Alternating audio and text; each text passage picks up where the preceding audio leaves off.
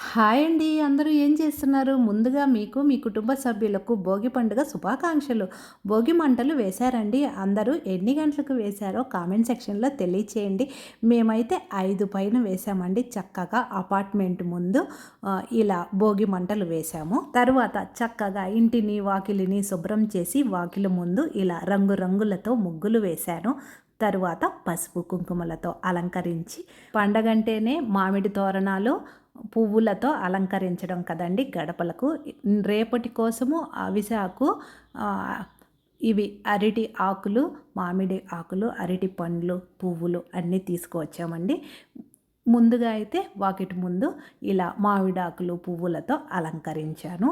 చక్కగా వాకిటి ముందు కూడా ఇలా ఎర్రమట్టితో అలికి బియ్యం పిండితో ముగ్గులు పెట్టాను. మరి టిఫిన్లోకి వస్తే ఈరోజు ఇడ్లీ మరియు అలసంద గారెలు తయారు చేశాను. రేపు ఎలాగనో మినపప్పుతో గారెలు తయారు చేస్తాం కాబట్టి ఈరోజు కాస్త వెరైటీగా ఉంటుందని అలసందలతో ఇలా కమ్మని కరకరలాడే గారెలు. ఇందులోకి చికెన్ పులుసు చేశానండి. సూపర్గా ఉంటుంది. కొంచెం పల్చగా పెట్టుకుంటే మనకి ఇడ్లీలోకి, ఈ గారెల్లోకి మరియు దోశ, పూరి కూడా చేశానండి. దోశ, పూరి, ఇడ్లీ, అలసంద గారెలు, ఈ నాలుగిట్లలో చికెన్ పులుసు ఎందులోకి మీకు ఇష్టమో కామెంట్ సెక్షన్లో తెలియచేయండి. పండగ అంటే మామూలుగా విలేజ్కి వెళ్తే తెలుస్తుందండి. అక్కడ భోగి మంటలు అవి చాలా చక్కగా అందంగా అవి రంగులతో ముగ్గులు వేస్తూ ఉంటారు. మరి కొంతమందికి తప్పదు కాబట్టి ఉండే దగ్గరే చక్కగా ఆనందంగా ఈ పండగ అనేది చేసుకుంటారు. మేమైతే ప్రతి సంవత్సరము పండగ ఇక్కడ అపార్ట్మెంట్లోనే, అంటే మేము ఉండే దగ్గరే చేసుకుంటామండి.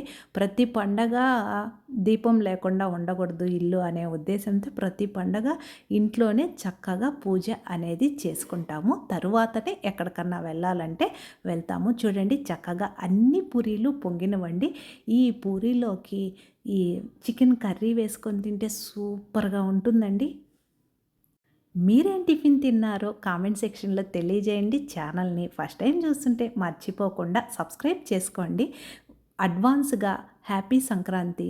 నేను వేరొక వీడియోతో మీ ముందుంటా. Thank you.